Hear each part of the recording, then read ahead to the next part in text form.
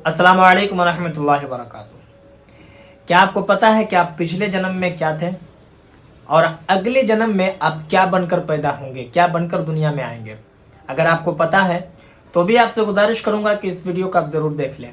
और अगर आप नहीं जानते हैं कि आप पिछले जन्म में क्या थे, अगले जन्म में आप क्या बनकर पैदा होंगे, तो आप इस वीडियो को ज़रूर देखिए।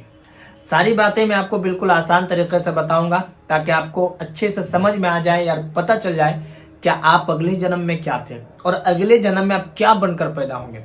अक्सर आपने मूवी में या फिर सीरियल वगैरह में आपने देखा होगा कि पिछले जन्म में तुम ये थे क्या जो आज इस तरीके से काम कर रहे हो, हरकत कर रहे हो।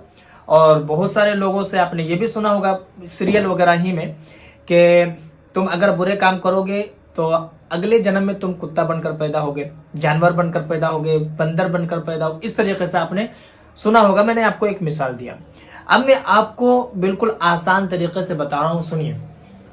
हम मजहब इस्लाम को फॉलो करते हैं, इसलिए हम मुसलमान कहलाते हैं। हमारा मजहब इस्लाम, उसका जो कानून है जिसको हम शरीयत कहते हैं, तो इन तमाम तर बातों को यकीन करने के लिए हमारा मजहब इस्लाम मना करता है, क्योंकि ये तमाम तर चीज़ें जो है ये हकीकत नहीं है। हमारे मजहब इस्लाम में, हमारी शरीयत में ये बातें लिखी हुई है कि इसमें कोई हकीकत नहीं है कि इंसान पहले क्या था और आगे क्या बनकर पैदा होगा। यानी कि पिछले जन्म में कोई कुत्ता बनकर पैदा हुआ था, अभी फिर इंसान बनकर पैदा हुआ है, फिर अगले जन्म में वो शेर बनकर पैदा होगा या फिर कुछ और बनकर पैदा होगा।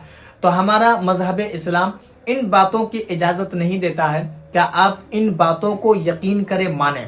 अगर कोई मानता है तो ये उसकी मर्जी है, लेकिन हम मुसलमानों को चाहिए कि इन बातों पर यकीन ना करें।